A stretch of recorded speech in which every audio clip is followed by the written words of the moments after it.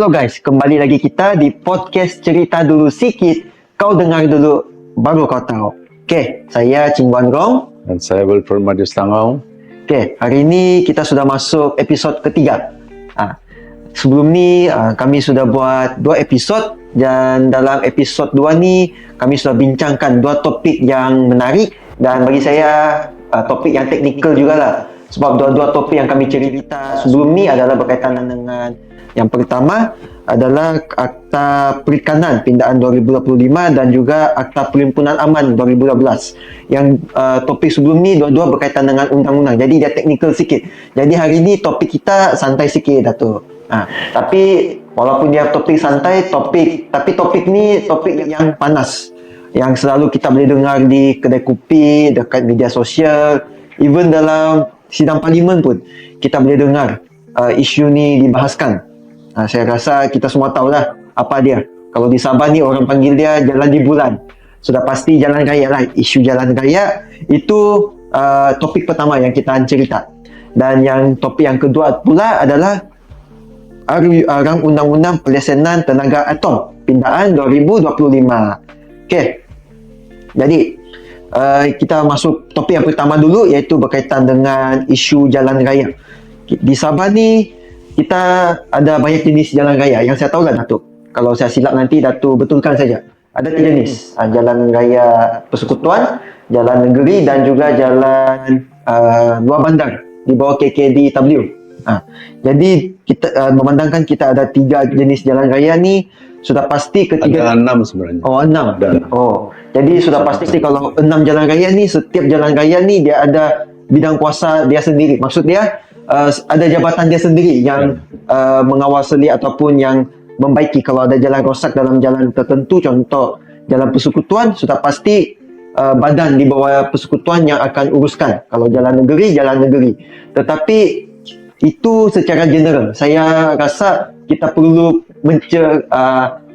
spesifikkan lagi berkaitan dengan bidang kuasa siapa yang baiki jalan itu ini. Sebab saya sebagai orang Tamparuli, sebagai orang Tuaran, saya selalu nampak Datuk rajin juga membahaskan isu ini di parlimen. Tetapi kadang-kadang kita nampak apa yang dibawakan di media sosial, ramai orang mengatakan kenapa sampai hari ini masih jalan buruk, jalan tidak baiki, sedangkan banyak sudah inisiatif yang dibuat. Tetapi kita kena faham, kita di peringkat Sabah kita ada ahli parlimen, ahli Dewan Undangan Negeri dan juga eksekutif dan juga pelbagai jabatan lah, sama ada di Sabah punya ataupun di federal. Jadi mungkin Datuk boleh ceritakan yang itu. Okey, terima kasih Wan Rong. Jalan-jalan jenis jalan raya tadi perlu saya ulangi lah. Yang pertama itu jalan persekutuan. Jadi kalau jalan persekutuan contohnya jalan daripada Kota Kinabalu sampai ke Tamparuli sampai ke Ranau. Jadi ini adalah jalan persekutuan. Kemudian kita ada jalan JKR Negeri. Jadi contohnya bila kita masuk kalau di Tamparuli ini jalan daripada Kapak masuk ke Gairata Bunuh Tahuri, contoh begitulah. Ataupun itu jalan raya daripada Tamparuli ke Kiulu, itu jalan raya negeri, JKR Negeri, contohlah. So ada 2 sudah. Satu, yang ketiganya ialah jalan Majelis Daerah. Majelis Daerah. Jalan Majelis Daerah. Jadi jalan Majelis Daerah ini sebagian besar daripada jalan-jalan Majelis Daerah ini tidak kena aspal lah. Yang kena aspal hanyalah yang di sekitar Pekan lah. Okey, jalan Majelis Daerah. Dan yang keempatnya adalah kita panggil dia jalan kampung. Jadi jalan kampung ini ada, itu pun ada beberapa jenisnya. Jalan kampung, jalan perhubungan kampung. Dan yang menjaga jalan ini adalah pejabat daerah dan juga JKK lah. Dan seterusnya jalan pertanian. Jalan pertanian ini juga adalah yang menjaganya adalah JKK dengan pejabat daerah juga, walaupun dia dikenali sebagai jalan pertanian. Okay. Apa yang penting di sini ialah agensi yang menjaga dia, sama dari segi membangun, menaik taraf ataupun menyelenggara. Jadi apabila jalan raya daripada Kota Kinabalu ke Ranau, seterusnya ke Telupit sampai ke Sendakan, itu jalan persekutuan. Jadi dia bertanggung jawab ini adalah JKR persekutuan. Gitu, persekutuan. Jadi apa yang kita nampak di sana, dia yang bertanggung jawab, termasuk dia punya lampunya, lampu jalannya, termasuk penyelenggaraan rumput-rumputnya, semua dia yang bertanggung jawab. Dan yang jalan JKR negeri itu adalah JKR Sabah, JKR Sabah yang menyelenggara. Jadi kalau kita di Tuaran ada sesuatu yang unik. Bila kita daripada Bulatan Berungis sampai ke Bulatan Mangkabung, itu JKR negeri, JKR Sabah. Ya. Tapi kalau lepas Mangkabung itu sampai ke Kota Blud, itu sudah persekutuan sudah. Jadi yang itu sebab antara lain kenapa begitu lama kita naik taraf dia, sebab ada pertembungan pengawal selian di antara kerajaan Sabah dengan kerajaan persekutuan. Ya, jadi yang duit peruntukan untuk naik taraf daripada persekutuan, tapi kerajaan Sabah juga mau supaya dia melaksanakan atau menjaga, sebab itu jalan dia. Persekutuan mengatakan serahkan pada kami selesaikan. Jadi itu pun salah satu yang membuat menjadi satu isu dan melambatkan proses naik taraf. Seterusnya jalan-jalan majelis daerah. Jadi jalan-jalan majelis daerah ini, sebelum itu untuk jalan-jalan JKR Sabah ini begitu panjang ya, barangkali melebihi 5.000 km. Lebih 5.000 km seluruh Sabah. Sedangkan kemampuan kerajaan Sabah untuk menaik taraf daripada JKR, daripada jalan yang gravel kepada yang di aspal, kemampuan dia naik taraf tidak sampai 100 juta setahun. 100 juta setahun. Sebab dia punya kadar, dia punya kos itu lebih kurang 2 juta 1 kilometer untuk naik taraf. Jadi sebab itu sebagian besar daripada jalan-jalan raya yang dinaik taraf ini menggunakan kawangan persekutuan melalui Kementerian Kemajuan Luar Bandar ataupun sekarang ini dipanggil KKDW, Kementerian Kemajuan Desa dan Wilayah. Jadi di situ. Jadi untuk menaik taraf ini, untuk mendapatkan peruntukan itu, yang memberi keutamaan adalah UPEN, ya, Unit Pembangunan Ekonomi Negeri. Jadi di situ yang menentukan. Jadi dia segala senarai-senarai daripada pejabat daerah begitu atau daripada JKR daerah, juruturak daerah sampai ke JKR negeri, lepas itu dia pergi UPEN. Jadi UPEN yang akan menentukan mana yang keutamaan dia. UPEN selepas senarai UPEN baru dia pergi kepada Kementerian Kemajuan Desa dan Wilayah di peringkat persekutuan lah. Jadi itulah yang dilaksanakan. Jadi mengambil proses yang lama lah. Kemudian setelah dinaik taraf, ada pula naik jalan-jalan daripada majelis daerah itu dinaik taraf menjadi jalan JKR. Jadi bertambah lagi. Jadi walaupun dia 5.000 sudah ada yang naik taraf, tapi tambah lagi. Jadi senarai itu semakin banyak, sebab banyak jalan-jalan yang perlu dinaik taraf. Kemudian dari segi penyelenggaraan, kerajaan telah menswastakan penyelenggaraan jalan-jalan JKR ini yang sudah dinaik taraf ini. Jadi ada beberapa syarikat konsesi yang telah dilantik untuk menyelenggara. Jadi apabila kita nampak ada rusak di jalan-jalan raya JKR ini, yang menaik taraf itu atau menyelenggara itu adalah pemegang konsesi. Yang konsesi ini dia dilantik oleh kerajaan Sabah lah. Dilantik oleh kerajaan Sabah. Jadi ada beberapa syarikat lah. Kemudian kita pergi ke jalan majelis daerah. Jadi majelis daerah ini adalah jalan-jalan. Pertamanya dia mesti disenaraikan dalam pendeknya dipanggil MARIS atau Malaysian Registered punya road lah. Jadi dia berdaftar dengan ini. Jadi dengan itu menggunakan perlembagaan persekutuan. Perlembagaan persekutuan itu kita punya hak tertentu mendapatkan peruntukan per kapita, mana dia ikut itu panjang jalan dan yang itu. faktor lainnya. Okay. Baru dibagilah. Kalau tidak silap saya di Sabah, peruntukan yang kita dapat itu lebih kurang 400 juta begitu dalam setahun. Jadi duit itu digunakan untuk menyelenggara jalan-jalan majelis ataupun yang telah berdaftar dengan Malaysian Registered Road begitu, ya, dimasukkan di sana. Jadi dahulunya jalan-jalan ini diselenggara terus oleh majelis-majelis daerah atau majelis-majelis perbandaran atau Dewan Bandaraya. Tetapi hari ini duit itu dimasuk terus ke Kementerian Keuangan, dan daripada Kementerian Keuangan dia terus bagi kepada pemegang konsesi yang dilantik lah. Jadi yang paling terkenal untuk ini adalah Syarikat Pembinaan Kapal Mewah Sdn Bhd PKM. Itu yang paling terkenal lah. Dan dalam ini dia menyelenggara satu jalan itu hanya lebih kurang sekali dalam setahun. Itu kalau diselenggara lah ada yang rusak begitu. Lepas itu ada pemotongan rumput yang kadang-kadang dia kasih sub kepada penduduk di kampung. Kurang begitulah. Ya. Di sini letaknya di mana banyak isu lah, banyak isu. Sebab jalan raya kita sedang rusak karena cuaca dan sebagainya. Jadi bila dia selenggara kerusakan dan ada jalan raya dalam keadaan yang tidak bagus lagi. Ya. Jadi itu sebab kadang-kadang macam contohnya di Tuaran, bila saya mendapat aduan, saya akan hubungi pihak pemegang konsesi dan memegang konsesi. Memang maksudnya Dato' direct contact lah. Direct contact, sebab kita sebenarnya sebab kita mempunyai kerjasama.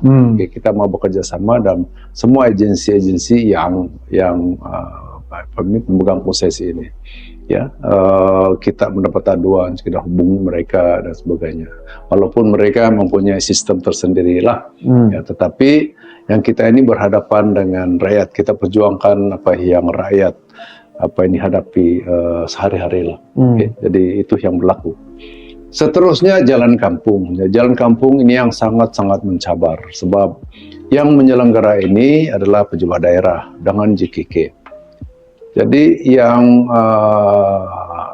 cabarannya di situ ialah dari segi keuangan. Dari mana keuangan untuk menyelenggara. Jadi kadang-kadang kita gunakan peruntukan daripada sama ada wakil-wakil rakyat atau ada pejabat daerah menghantar terus ke Kementerian Keuangan dan sumber-sumber lain.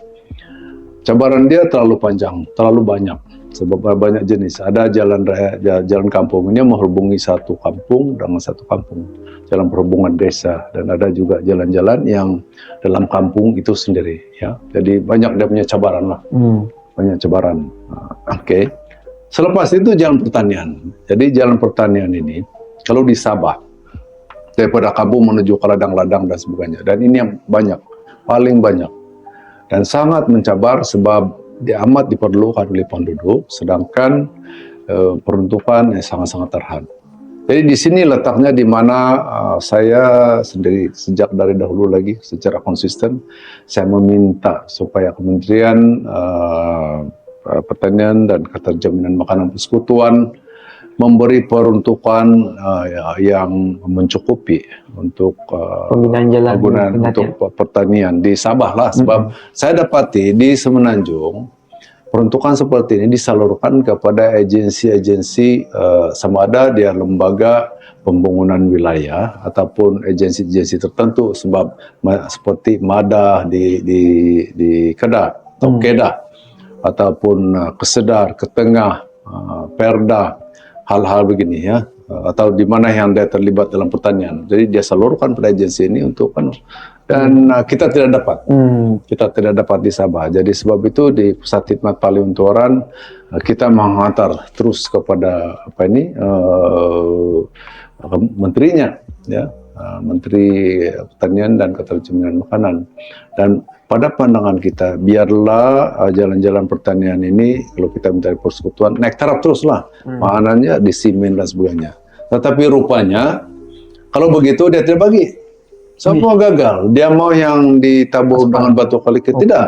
Ditabur kalikir dan begitu saja. Jadi, apa yang saya telah minta kepada menteri akhirnya tidak diberi dan sebagainya. Itu yang saya difahamkan lah. Jadi dari segi spesifik kriteria untuk naik taraf pun tidak jelas lah. Jadi memang hal jalan raya ini sangat-sangat mencabar bagi kita di Sabah karena keluasan kita luas ya. Jadi contohlah macam kita di Sabah lah, di Tuaran lah. Tuaran keluasan dia 1000 lebih kilometer persegi. Kalau di Semenanjung, kawasan Parlemen Tuaran sama keluasan dia dengan negeri Pulau Pinang.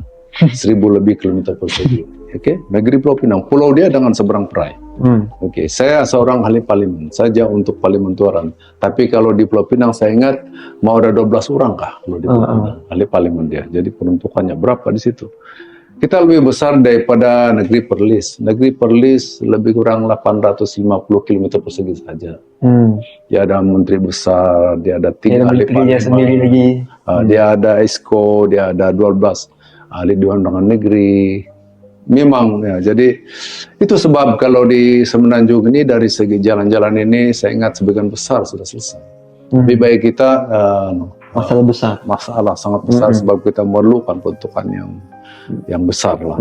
Ini di sinilah letaknya cabaran kita. Sebab itu jalan-jalan raya yang daripada rancangan yang terdahulu, barangkali rancangan Malaysia ke-10, ke-11 ada yang tidak selesai-selesai sebab ini kekangan peruntukan, kekangan peruntukan, dan ada juga kekangan dari segi capacity lah ya. Jadi contohnya macam sekarang JKR Sabah sudah pun diiktiraf oleh Kerajaan Persekutuan sebagai agensi teknikal yang boleh mengendalikan proyek-proyek peruntukan persekutuan yang kurang daripada 50 juta sebagai contoh. Jadi ini pun juga mempunyai kekangan tertentu sebab kapasiti JKR Sabah ya, barangkali dari segi bilangan kaki tangan dan sebagainya belum mencapai tahap yang diperlukan, bilangan yang diperlukan. Jadi di sini sekali lagi kekangan peruntukan di pihak Kerajaan Sabah untuk menyediakan bilangan kaki tangan yang mencukupi. Betul. Bagi saya pun memang betul lah apa yang Katu cakap tadi. Isu berkaitan dengan jalan raya ni memang isu yang sangat dekat dengan rakyat lah. Kalau kita turun mana-mana pun macam saya cakap tadi, dekat kedai kopi pun kita selalu dengar jalan ni rosak, jalan itu rosak, jalan itu jam, ini jam sebab penyelenggaraan tu tidak boleh siap-siap, dia lambat. Jadi begitu juga contoh macam akses kepada pendidikan, dia menyusahkan orang tempatan untuk mendapatkan akses pendidikan. Dan saya difahamkan apabila Datuk memperjuangkan pembinaan sekolah baru, ada 2 sekolah baru di kawasan Parlimen Tuaran, Datuk bukan hanya memperjuangkan 2 sekolah tetapi memastikan sekolah itu mempunyai akses jalan yang bagus juga.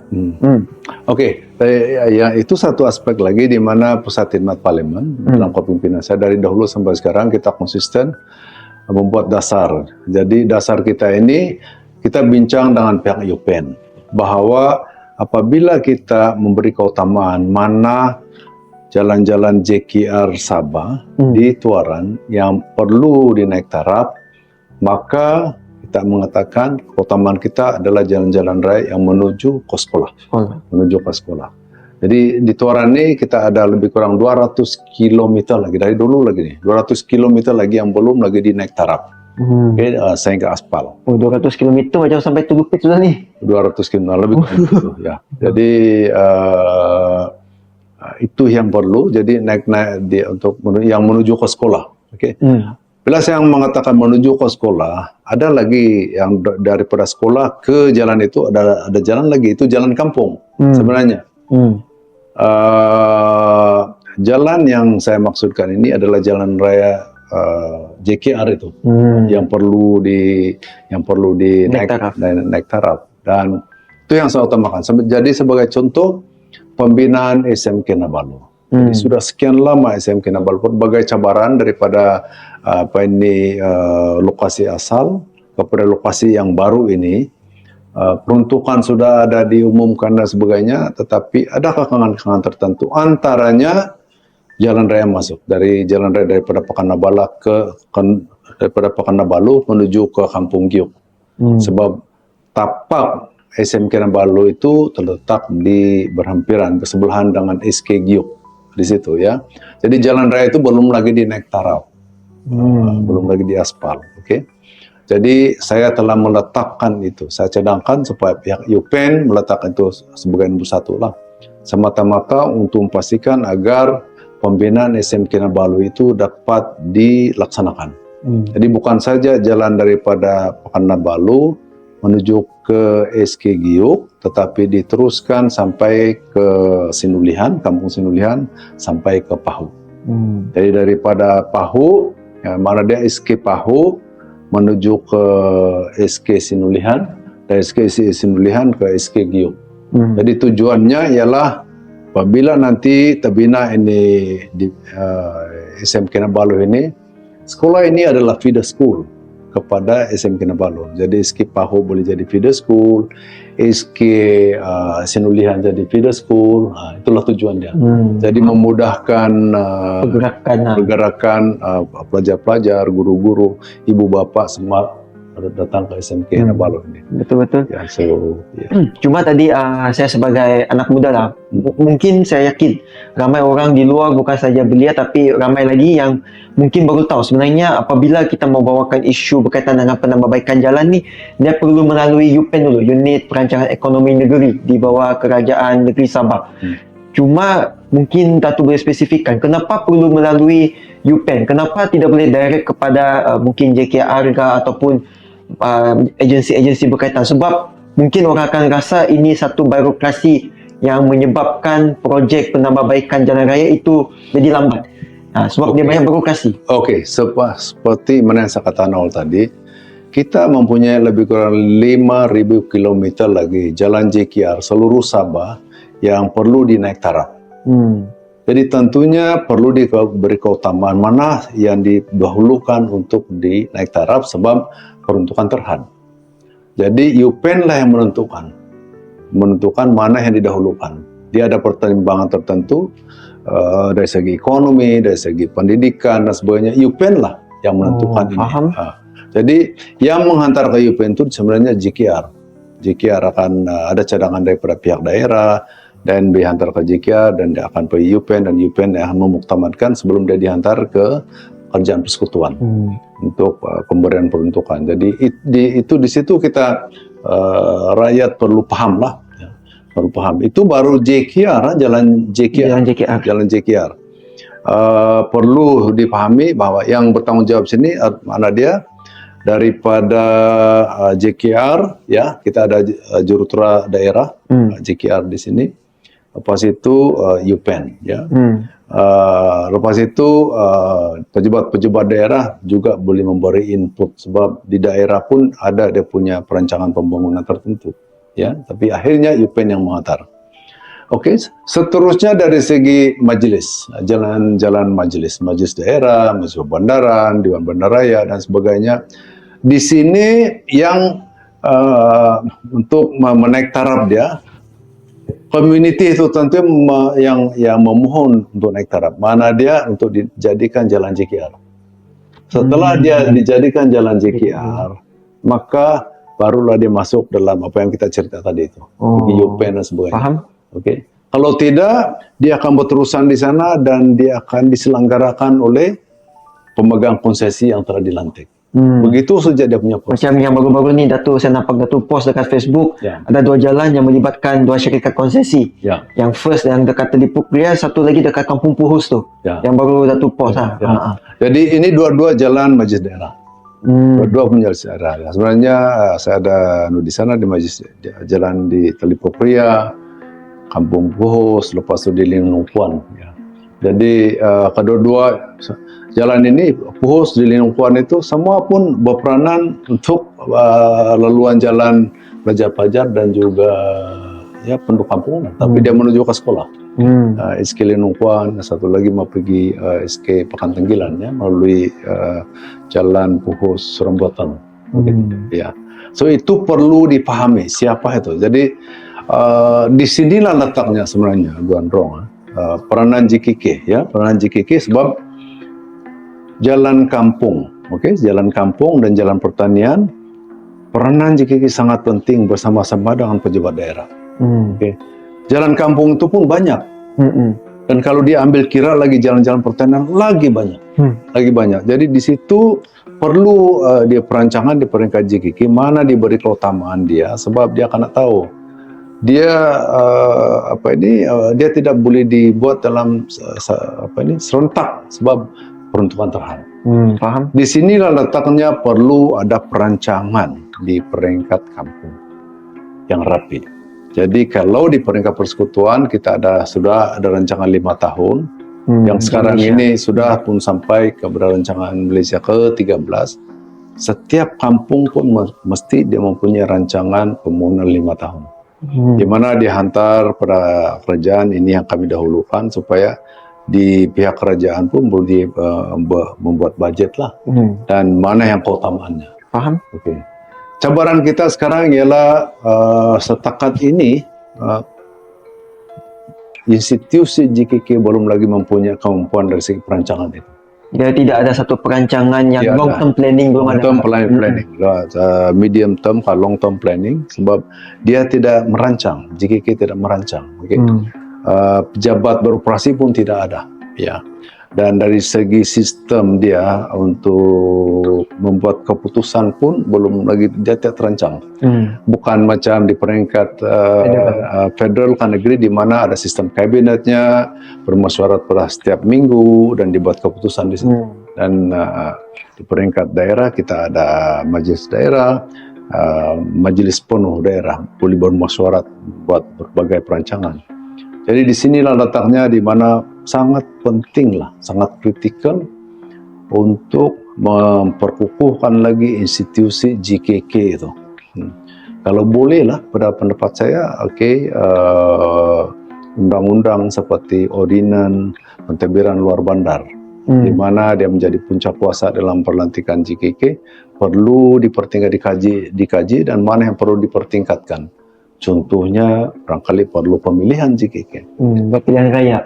Pemilihan ada punya pemimpin-pemimpin, dari segi urus tabirnya, dari segi kuasanya, dan sebagainya. Hubungannya dengan pejabat daerah bagaimana, kaki tangannya macam mana, dan sebagainya. So, ini yang sangat-sangat penting lah. Betul.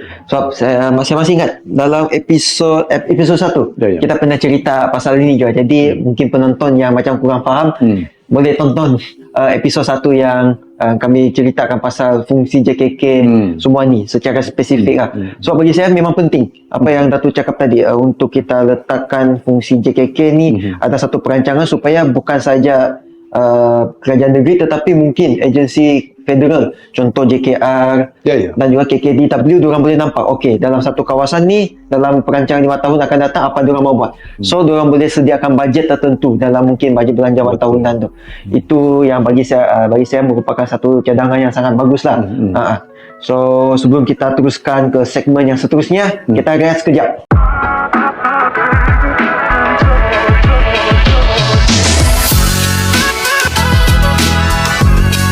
Okey, tadi kita balik lagi lah, sudah rehat sekejap. Kita balik lagi dalam podcast episod ketiga. Tadi saya dengan Datuk sudah memperincikan ataupun kami sudah membincangkan isu berkaitan dengan jalan raya. Jadi sekarang ni kita akan masuk ke segmen berkaitan dengan sains sikit lah. Sedang memandangkan sebelum ni Datuk juga merupakan bekas Menteri MOSTI, bekas Menteri Sains, Teknologi dan Inovasi, dan juga merupakan bekas pengurusi Sabah Elektrisiti. Dua-dua jawatan ni adalah berkaitan sikit dengan topik yang kita akan bincangkan sekarang, iaitu berkaitan dengan rang Undang-Undang Pelesenan Tenaga Atom Pindaan 2025. Jadi sebenarnya sebelum dalam podcast ni ataupun sebelum dalam sidang Dewan, saya dan Datuk pernah buat satu forum kelestarian dekat Tampar Uli dulu. Dan dalam forum tu kami dah cerita lah berkaitan dengan krisis tenaga di Sabah. Dan antara cadangan yang kami keluarkan, yang Datuk sendiri cadangkan adalah berkaitan dengan tenaga nuklear. Jadi sebelum orang lain bincangkan, sebenarnya Datuk sudah bincangkan. Maksudnya Datuk merupakan satu pemimpin yang berpandangan jauh lah, saya boleh cakap begitu. Waktu kita buat forum pun banyak juga perbincangan dan akhirnya pada hakikatnya hari ini Dewan Rakyat pun membincangkan isu berkaitan dengan tenaga atom, berkaitan dengan tenaga nuklear, dan hari ini untuk memperincikan lagi supaya orang Sabah, orang Tampawli pun faham berkaitan dengan rang undang-undang pelaksanaan tenaga atom ni, apakah kesan dia terhadap orang Sabah, apakah kepentingan dia kepada Sabah dan juga negara Malaysia secara keseluruhan. Jadi saya ambil satu konteks lah. Pada 25 Ogos baru-baru ni, dalam perbahasan rang undang-undang pelaksanaan tenaga atom pindahan 2025 di Dewan Rakyat, Datuk ada sebut tentang pentingnya pelaburan dalam tenaga nuklear sebagai langkah strategik untuk menyokong perkembangan revolusi kecerdasan buatan ataupun artificial intelligence AI, dan pada masa yang sama untuk memastikan bekalan tenaga yang bersih dan mampan di Malaysia. Sebab kita pun faham, di Malaysia ni pada beberapa tahun lalu Malaysia sudah lancarkan satu dasar iaitu NETR, National Energy Transition Roadmap, dan sudah pasti tenaga nuklear ni ikut pemahaman saya lah, ilmu pengetahuan saya, tenaga nuklear ni juga merupakan satu sumber tenaga yang sustainable dan juga boleh dikatakan clean energy, yang bersih, tenaga yang bersih. Dan sekarang ni kerajaan pun melihat potensi ini untuk melabur.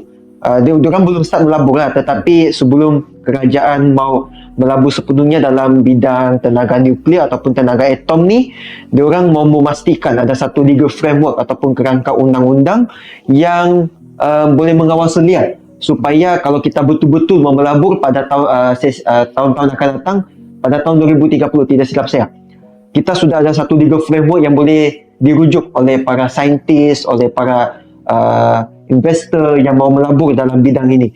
Mungkin Datuk boleh sebutkan sikit lah kenapa berkaitan dengan rang undang-undang ini. Sebab Datuk sebutkan pentingnya untuk menyokong perkembangan revolusi AI.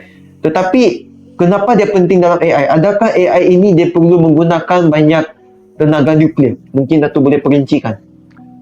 Terima kasih. Jadi saya tidak pasti dalam hal AI ataupun artificial intelligence, tapi lebih kepada hal-hal data centers. Oh, pusat data.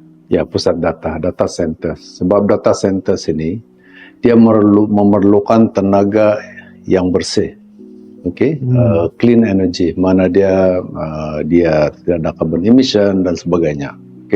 Jadi itu begitu kritikal. Sebab itu di Semenanjung sekarang, untuk tujuan ini dia menggunakan tenaga surya dan sebagainya, ya, untuk tujuan ini. Jadi sebab itu dia begitu kritikal lah. Tapi saya ingin membawa sedikit perbincangan ini kepada sejarah lah, Puan Rum. Sebenarnya Malaysia telah mengurak langkah untuk menggunakan tenaga nuklear ini untuk menjana elektrik seawal 1970, awal lagi. Sehingga akan ditubuhkan pusat tenaga atom Puspati di UKM, di Bangi, ya, sebelah UKM, ya. Dan ada dia punya nuclear reactor pun di sana, dan sudah pun merancang untuk menubuhkan menggunakan nuklear sebagai penjana elektrik. Sudah mula. Tetapi dan sehingga kan ditubuhkan agensi nuklear Malaysia sebagai penyelidiknya, dan sudah pun mula ada punya regulator yaitu Lembaga Pelaksanaan Tenaga Atom, sudah pun mula. Tetapi setibanya tahun 1975 bila negara kita menemui sumber petroleum, gas, maka terus beralih menggunakan gas sebagai penjana elektrik. Jadi oleh sebab itu hal mengenai nuklear ini, teknologi nuklear ini digunakan untuk benda lain, yaitu menjana teknologi baru dalam bidang pertanian, dalam bidang perubatan, dan dalam sains material ataupun dalam untuk bahan-bahan. Jadi contohnya dalam perubatan kita familiar dengan X-ray lah, contoh-contoh gitu. Satu lagi dalam bidang pertanian gunakan teknologi nuklear ini menghasilkan strain baru untuk tanaman seperti padi, nenas, pisang dan berbagai, dan semua kita terberjaya dalam hal ini, ya. Jadi pada hari ini kita balik. mau balik kepada nuklir. Kenapa kita mau balik pada nuklir? Karena dasar tadi NETR itu, bahwa kita perlu beralih dari segi tenaga, supaya tenaga yang bersih, tenaga yang mempan, dan sebagainya setibanya tahun 2050. Sekarang sudah tahun 2025, jadi hanya 25 tahun. Jadi itu bukan panjang sangat masa dia. Jadi sebab itu perlu ada satu kerangka perundangan, legal framework. Bagaimana kita mengurus tabir hal-hal penggunaan nuklir ini supaya kita tahu bagaimana pusat tanggung jawab, pertanggungjawaban itu. Ya, jadi dalam hal bila ada pelabur, lepas itu utility, syarikat utility mengguna. Jadi sebab itulah diadakan ini, ya, diadakan undang-undang itu, dan saya selaku ahli parlimentoran, saya telah menyusun undang-undang ini, ya. Cumanya dari segi persepsi itu yang perlu kita tangani. Sebab bila disebut nuklir, masuk dalam otak bom. Teringat yang Hiroshima itu bom dan sebagainya. Ya, jadi di sini tiada kaitan dengan bom. Sebab Malaysia sebagai sebuah negara yang penandatangan kepada ini nuclear proliferation nuklir apa semua ini, kita tak menandatangani bahwa kita tidak terlibat dalam hal itu. Kita hanya boleh gunakan untuk tenaga saja, penyanaan tenaga saja, Tetapi dalam hal ini penting, ya, sangat penting, karena nuklir ini adalah satu penjana elektrik yang untuk base load, sebab dia boleh beroperasi 24/7. 24/7. Dia bukan macam tenaga surya yang hanya beroperasi pada waktu siang saja. Ya, jadi itu sangat-sangat kritikal. Mana dia teknologi nuklir ini boleh digunakan untuk mengganti katakan arang batu, boleh menggantikan gas dan sebagainya. Ya, jadi itu sebab dia very critical, ya. Pada masa yang sama juga di negara kita ini ada sumber-sumber yang boleh digunakan sebagai digunakan untuk nuklir bahan-bahan radioaktif ada di Malaysia. Contohnya thorium. Jadi kita ada uranium, kita ada thorium. Jadi ada dua dia punya teknologi. Sama ada dia fission, dia begini, ataupun fusion. Begitu, ya. Ada belajar sains lagi nih hari ini. Ada sains dia, begitu, ya. Jadi di Malaysia ini ada sumber thorium dia, sudah ditemui. Jadi dia boleh mining dan sebagainya. Tetapi hal-hal persepsi perlu ditangani, sebab selepas hal-hal lainnya banyak yang takut, ya, dia takut begini, jadi jangan takut ada leaking lah sebenarnya. Ada leaking, macam di Chernobyl, macam di Fukushima dan sebagainya. Tetapi sebenarnya teknologi nuklir, penjanaan elektrik menggunakan nuklir ini sudah pun berkembang. Jadi hari ini kita ada apa yang dipanggil sebagai Small Modular Reactor, SMR, yaitu dia boleh dipindahkan, kecil saja, dia boleh dipindahkan, dan dia punya ada sistem dia di mana dia tidak merebak sebagainya. Ya. Jadi ini teknologi seperti ini boleh kita pertimbangkan, sudah pun digunakan di Korea Selatan, dan negara-negara Timur Tengah pun sudah menggunakan, di negara Cina pun menggunakan dan sebagainya, ya. Cumanya dari segi dia punya kerangka perundangan, bagaimana dia punya pelaksanaannya, penguasaannya dan sebagainya. Sebab dari segi hal elektrik ini sekarang, walaupun dia dalam senarai persekutuan, dalam perlembagaan persekutuan, ya, tetapi sekarang kuasa itu diperturunkan kepada negeri Sabah, kerajaan Sabah. Jadi ini berarti bahwa kerajaan Sabah juga perlu membuat perundangan, kerangka perundangan yang bersesuaian. Ada enactment baru mengenai nuklir. Bagaimana kita menangani di sini, agensi mana dan sebagainya. Sebab lembaga pelestarian tenaga atom hanyalah di peringkat persekutuan, ya.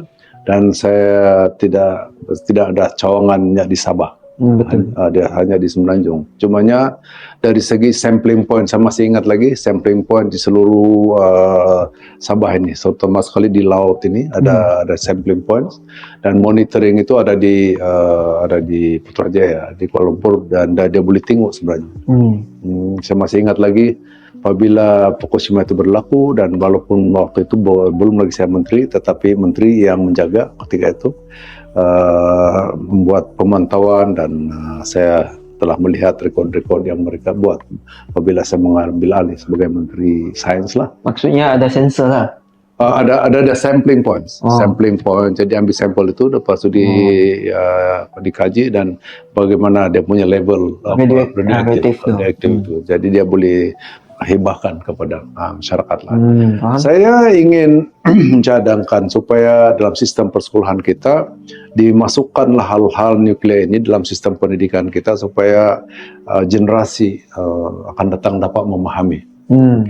Apakah teknologi nuklir ini dan juga apakah perundangan yang ada, dan apakah kapasiti kita, kemampuan kita untuk menangani perkara ini. Dia mungkin bukan spesifik pasal yang tadi Datuk sebut fission, tapi secara general apa itu tenaga nuklear untuk memastikan persepsi diorang bukan bom tu, tapi menjana elektrik dan apa dia punya kerangka undang-undang untuk melindungi, untuk kita mengelakkan perkara berlaku macam di Fukushima dan juga Chernobyl. Ya, sebenarnya dalam mata pelajaran fisik benda ini ada sana.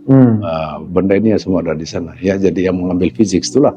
Tetapi yang saya mau cadangkan ini oleh kerana hal-hal yang berkaitan dengan sains dan teknologi ini akan menjadi sebagian daripada hidup kita.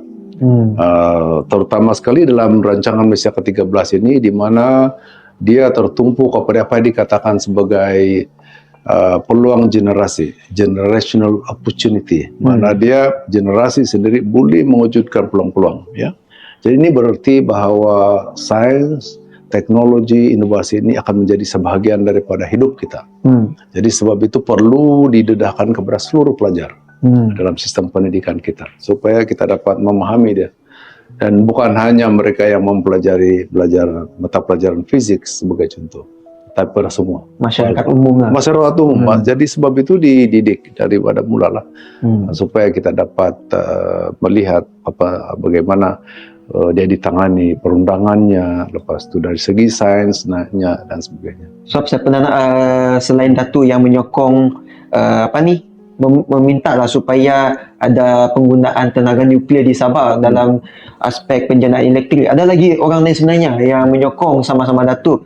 Contoh macam Timbalan Menteri Sains, Teknologi dan Inovasi, ahli Parlimen Datuk Yusof sendiri pun menyokong. Jadi maksudnya maknanya apa yang saya nak bawakan di sini, ahli Parlimen semua ni sebenarnya diorang nampak apa yang menjadi potensi di Sabah. Sebab kita sedar dan tahu ini bukan soal pusat data saja, tapi di Sabah contohnya kita nampak semakin banyak kilang dibina di Sabah. Tetapi sebelum ni saya pernah bercerita sama Datuk berkaitan dengan ketidakcukupan penjanaan tenaga elektrik di Sabah. Sudah tidak cukup, tapi pada masa yang sama kita perlu menggerakkan juga ekonomi di Sabah. Perlu juga tarik kilang masuk Sabah. Kalau tidak ada kilang, tidak ada peluang pekerjaan. Tapi apabila kita tarik masuk kilang-kilang ni, wujud pula masalah, contohnya tidak cukup elektrik. Jadi bagi saya juga bersetuju dengan cadangan yang dibawakan oleh pemimpin-pemimpin negara untuk menuju ke arah pembinaan ataupun penggunaan tenaga nuklear sebagai tenaga dalam penjanaan elektrik, sebab ini secara sekaligus boleh menyelesaikan masalah kita. Dan bukan saja Malaysia di negara ASEAN yang mencadangkan penggunaan tenaga nuklear, tetapi negara jiran kita, tidak silap saya negara Filipina yang mencadangkan penggunaan tenaga nuklear ini. Jadi itu yang pertama, macam yang Datuk cakap tadi, persepsi itu yang perlu kita ubah. Dan itulah, kalau kita sudah faham, kita perlu fahamkan juga orang lain. Macam apa yang saya dan Datuk buat sekarang ni, apa yang kami buat adalah untuk fahamkan kepada masyarakat umum. Tetapi saya tertarik lagi dengan satu cadangan yang Datuk bawakan, iaitu penubuhan Majlis Penasihat Keselamatan dan Pengawal Seliaan Nuklear. Mungkin Datuk boleh ceritakan sikit, sebab saya kurang faham berkaitan dengan peranan majlis ini. Majlis ini, okey. Sebelum kita majlis itu, saya ingin nyatakan bahawa kita sebagai rakyat mempunyai pilihan sebenarnya. Contohnya rakyat telah menolak penggunaan arang batu. Ya, sudah menolak. Dulu 300 megawatt ditolak. Jadi kita ada sumber ini, kita ada kemampuan buat ini, tapi ditolak hanya atas perkiraan alam sekitar. Mananya ada punya carbon emission, punya pasal. Jadi nuklir ini tidak ada emission, dia bersih, bersih. Dan teknologi ini terserah bagi kita untuk menggunakan, ya, untuk menyelesaikan masalah base load yang perlu kita gunakan, ya. Jadi itu yang pertama. Kedua, ya, bila dalam rang undang-undang pindaan perlesian tenaga atom baru-baru ini, jadi soal penubuhan majelis penasihat itu. Jadi satu majelis penasihat, ada beberapa yang dicadangkan di sana. Saya terpikir dulu apabila ada penasihat, bila kerajaan dulu ada ini MSC, Multimedia Super Corridor itu. Jadi adalah dia punya lembaga penasihat orang-orang besar yang ternama, Bill Gates dan macam-macam dari luar negara itu. Ya. Ditahan? Yang begitu kan.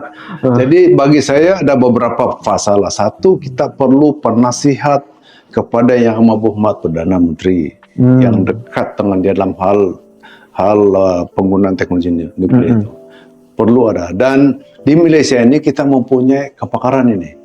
Kita punya kepakaran yang sudah lama berkhidmat di United Nations di Geneva. Ya, kita banyak. Malah teknologi kita dari segi nuklir dalam bidang pertanian banyak kepakaran kita di sana di Geneva sebagai contoh. Jadi pertama yang itu, dapatkan penasihat-penasihat ini untuk Perdana Menteri. Pada saya lah, sebab dia adalah pembuat dasar dan keputusan. Satu lagi kita ambil daripada peringkat antarabangsa lah. Lalu perlukan itu kita buat supaya kita mendapat nasihat yang maksimum, ya. Sebab ini rakyat tentunya prihatin lah. Sebab ini hal-hal radioaktif ini kan. Jadi perlulah. Jadi bukan setakat penasihatnya yang pegawai-pegawai kanan kerajaan. Tidak cukup lah itu. Dia mesti mempunyai yang kompeten, yang betul-betul mengendalikan apakah begitu lah. Ada kompetensi dia, ya, ada track recordnya dan sebagainya. Dan di situ sebenarnya keprihatinan saya semasa dalam perbahasan dahulu. Dan sebenarnya saya rasa antara satu concern daripada rakyat adalah diorang takut dari segi kesihatan. Sebab kadang-kadang kita tengok movie lah, contoh macam movie Godzilla. Kononnya radioaktif ni menyebabkan adalah Godzilla keluar itu ini. Jadi itu cerita lah. Tapi apa yang jadi concern rakyat ni adalah isu kesihatan. Contohnya kanser. Sebab apa yang kalau ikutkan kajian, bahan radioaktif ni boleh menyebabkan penyakit kanser merebak dengan kadar yang sangat cepat. So kalau bercakap kanser, setiap orang memang ada kanser. Tapi dia sebenarnya tengok betapa pantas kanser ini merebak ataupun dia besar ataupun tidak saja. Itu yang saya belajar. Saya ingat saya dulu waktu saya belajar biologi. Jadi itulah pentingnya kita ada satu kerangka undang-undang macam Datuk sebutkan tadi. Kita ada kerangka undang-undang untuk memastikan apabila diorang membuat satu nuclear power plant, pembinaan itu dia akan mengikut kerangka undang-undang itu. Apa yang diorang boleh buat, apa yang diorang tidak boleh buat untuk mengelakkan leaking. Dan itulah yang ulang-ulang kita cerita ni supaya orang faham untuk kita mengubah persepsi ini. Mungkin semua orang boleh bagi juga pandangan kepada kami untuk kami tengok juga mengambil pandangan masyarakat umum. Tetapi apa yang kami ingin sampaikan adalah setiap perkara ini dia ada pros and cons. Tetapi kita kena lihat juga manfaat yang dia boleh bawakan kepada bukan saja dari segi ekonomi tetapi juga dari segi kelangsungan hidup rakyat. Boleh menyelesaikan masalah elektrik di Sabah lah. Tidaklah ada mati karan. Macam minggu lalu asal hujan tidak karan terus di rumah saya dekat Tamparuli. Okey, setelah soalan daripada saya Datuk. Apa kesan kepada Sabah kalau kita ada bukan nuclear power plant, apa kesan dari segi perundangan ni? Oke, jadi seperti yang saya katakan awal tadi, perundangan yang ada sekarang ini adalah merujuk kepada Lembaga Pelisinan Tenaga Atom yang dikuatkuasakan oleh Lembaga Pelisinan Tenaga Atom itu sendiri, ya. Jadi dia adalah agensi persekutuan, yaitu sebuah agensi di bawah Kementerian Sains, Teknologi dan Inovasi. Oke, situ. Apabila kita merujuk kepada Sabah, jadi seperti mana yang saya katakan awal tadi, hal listrik ini sudah pun diperturunkan oleh kerajaan persekutuan kepada kerajaan Sabah. Jadi apabila kita gunakan nuklir sebagai penjana elektrik, tentunya kita perlu satu kerangka perundangan untuk bagaimana kita dapat melaksanakan penggunaan nuklir dalam penjanaan listrik sebagai contoh, ya. Oke. Supaya kita lihat bagaimana kita dapat mempertanggungjawabkan pihak-pihak yang terlibat dalam dalam teknologi nuklir ini, ya. Jadi ini berarti bahwa kerangka perundangan di Sabah itu perlu diwujudkan. Jadi barangkali ada enactment tertentu. Jadi contohnya dulu kita ada Akta Bekalan Listrik. Jadi itu perangkat persekutuan. Apabila diperturunkan hal-hal mengenai elektrik kepada Sabah, maka diwujudkan satu undang-undang, yaitu Enactment Bekalan Listrik Sabah. Oke, jadi begitu juga dengan hal nuklir inilah barangkali perlu diwujudkan satu enactment supaya dia mengambil kira dari segi demografi Sabah, geografi Sabah. Bukan itu saja, tetapi dari segi bagaimana urus takbirnya. Bagaimana urus takbirnya. Jadi pelbagai kriteria yang perlu dipertimbangkan dalam pelbagai hal lah. Bagaimana kaitan dengan persekutuan dalam negeri dalam hal urus takbir ini sebagai contoh. Jadi itu satu yang perlu dilihat oleh pihak kerajaan Sabah. Oke. Seterusnya dan ialah dari segi kesadaran, dari segi ialah kesadaran masyarakat, kepahaman masyarakat tentang perkara ini. Sebab dia sangat kritikal kalau ada pihak-pihak yang menghasut atau memberi pandangan yang berlainan dan sebagainya, dan itu boleh menggagalkan. Seperti juga Sabah telah gagal menggunakan teknologi arang batu untuk bencana elektrik, dan akhirnya kita kerugian sebab dia murah berbanding dengan yang lain, khususnya untuk baseload, ya. Khususnya untuk baseload. Jadi sekarang ini tinggal 25 tahun sebelum tahun 2050, peluang kita untuk menggunakan teknologi menggunakan bahan seperti arang batu semakin hari semakin kurang. Jadi jangan pula kita terlepas begitu. Jadi kita ini perlu diambil kira dalam soal komunikasi kita dalam masyarakat. Perlu dibincang, perlu diberi masukan dalam pendidikan, sistem pendidikan kita dan sebagainya. Juga dalam sistem pelbagai peringkat kerajaan, ya, di peringkat daerah, di peringkat JKK dan sebagainya, supaya kita dapat memahami perkara ini. Kita tidak senang dikelirukan apabila kita dapat memahami. Betul. Ya, saya rasa itu saja untuk hari ini. Jadi saya rangkumkan sedikit berkaitan dengan tenaga atom ini.